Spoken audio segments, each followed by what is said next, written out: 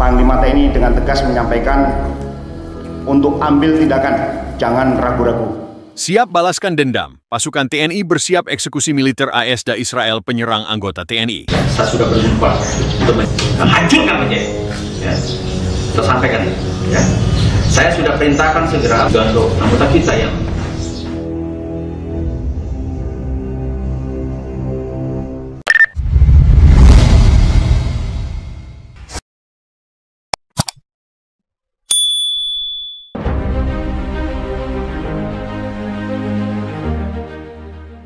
Matahari baru saja terbit di atas langit Jakarta, namun suasana di markas besar TNI di Cilangkap dipenuhi ketegangan luar biasa.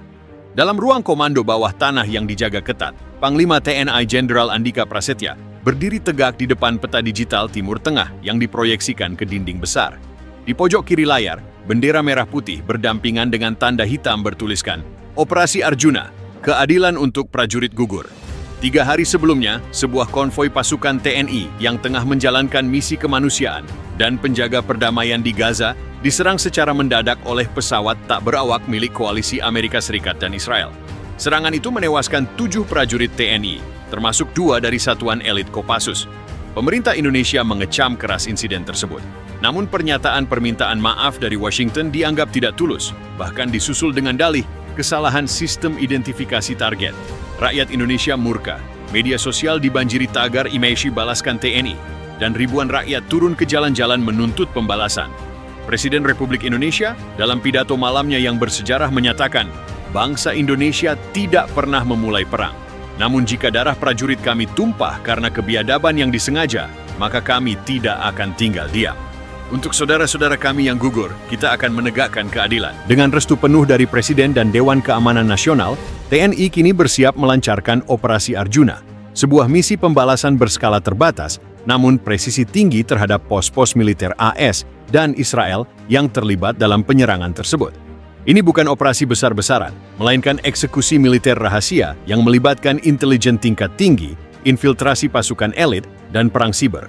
Satuan elit bergerak senyap 2 tim dari Sat 61 Gultor Kopassus bersama unit Denjaka dan Taifib Marinir telah dikerahkan secara rahasia ke perbatasan Lebanon Selatan dan jalur Rafah. Mereka tidak membawa lambang negara, mereka membawa wajah-wajah kematian. Target mereka, para operator UAV dan pangkalan kontrol tak berawak yang diidentifikasi sebagai sumber serangan terhadap TNI. Ini bukan tentang politik, ujar Kolonel Ardiansyah, Komandan Operasi Lapangan. Ini tentang kehormatan prajurit. Mereka membunuh saudara kami. Kini, kami akan membuat mereka mengerti harga dari darah yang mereka tumpahkan. 2. Serangan siber. Melumpuhkan jantung Komando Divisi Siber TNI AD bekerja sama dengan Badan Siber dan Sandi Negara, BSSN, meluncurkan Operasi Serimpi, sebuah serangan siber berlapis yang menargetkan satelit komunikasi militer Ashras di Timur Tengah. Sistem navigasi drone dan pusat kontrol rudal Israel dilaporkan mengalami gangguan selama 6 jam berturut-turut sejak dini hari tadi. Sejumlah akun militer Israel tiba-tiba dibanjiri pesan digital bertuliskan, "Kami tahu siapa kalian, kami tahu di mana kalian bersembunyi, balasan telah dimulai." 3. Serangan balasan, Operasi Titik Mati.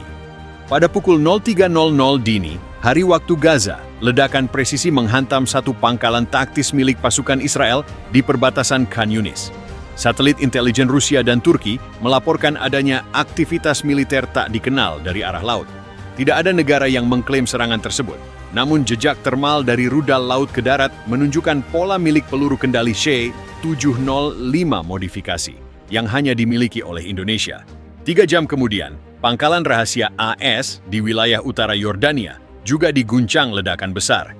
Tidak ada pengakuan resmi, namun drone pengintai Iran yang beroperasi di kawasan tersebut merekam jejak kendaraan darat Indonesia, disusupkan melalui kerjasama intelijen rahasia antara TNI dan Pasdaran Iran. Washington dan Tel Aviv terguncang.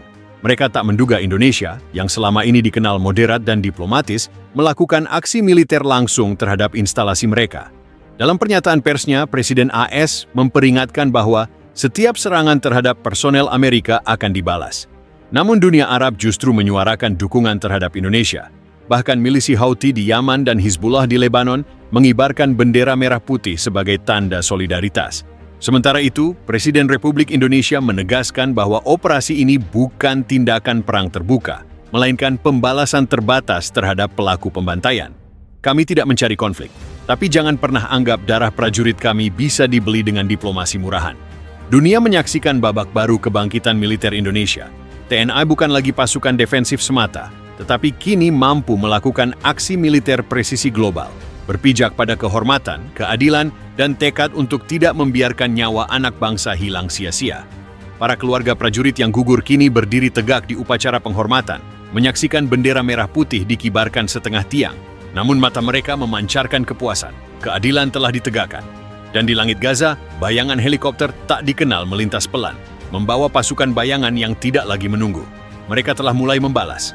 Di ruang darurat krisis Istana Negara, Presiden RI berdiri diam menatap layar yang memperlihatkan gambar puing-puing kendaraan TNI.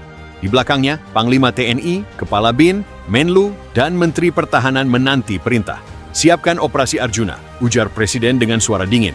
Bapak Presiden, tanya Menlu, apakah ini deklarasi perang? Bukan perang terbuka, tapi mereka harus tahu bahwa kita tidak tidur. TNI tidak akan dikubur bersama kehormatannya. Sebuah rudal stealth yang diluncurkan dari kapal siluman Indonesia menghantam hanggar drone MQ-9 di Pangkalan Negev. Ledakan itu menghancurkan 3 unit drone, menewaskan 2 teknisi IDF, dan melumpuhkan komunikasi satelit ES di kawasan tersebut selama 14 menit. Tidak ada satu negara pun yang mengklaim serangan. Di sebuah pangkalan taktis CIA di pegunungan Yordania, unit Taifib menyusup melalui gua-gua karst yang jarang dijaga. Dengan bantuan drone kecil buatan dalam negeri, mereka menyusupkan rudal mikro berpemandu optik ke ruang server pusat pengontrol UAV. Ledakan senyap menghancurkan sistem kendali. Dalam 3 jam setelah kejadian, 9 misi drone IS di Gaza dihentikan karena kehilangan koneksi. Washington mengecam serangan teroris tanpa negara, menyatakan mereka akan merespons segala tindakan terhadap kepentingan dan personel Israel. Israel meningkatkan status militer ke level siaga 1, setara dengan masa perang 6 hari. Namun karena Indonesia tidak mengklaim tanggung jawab dan tidak ada bukti langsung, dunia internasional terbelah. Tim kecil Kopassus melancarkan serangan infiltrasi ke pos kontrol UAV IDF di dataran tinggi Golan. Menggunakan teknologi siluman, mereka berhasil menanam peledak nano TNT di pusat kendali. Tidak ada korban sipil, namun 5 perwira IDF tewas. Presiden AS mengeluarkan pernyataan bahwa jika tindakan Indonesia berlanjut, maka semua opsi ada di atas meja. Namun senator dan militer Akbar Qasim sendiri khawatir, menyerang Indonesia dapat memicu konflik kawasan Asia Tenggara dan mengacaukan Indo-Pasifik. Australia menolak ikut serta dalam pembalasan. Malaysia dan Brunei menyatakan dukungan moral untuk Indonesia. Filipina mengambil posisi netral. Indonesia tidak memulai perang. Tapi sejak hari itu, TNI dikenang sebagai kekuatan yang tak lagi hanya melindungi tanah air, melainkan juga menuntut balas dengan cara yang tidak bisa diabaikan dunia. Prajurit yang gugur telah dibalas, tapi harga dari pembalasan itu adalah perubahan wajah dunia. Ketika negara kecil bisa mengguncang 2 raksasa sekaligus dan lolos tanpa dampak langsung, maka tatanan global lama pun mulai runtuh.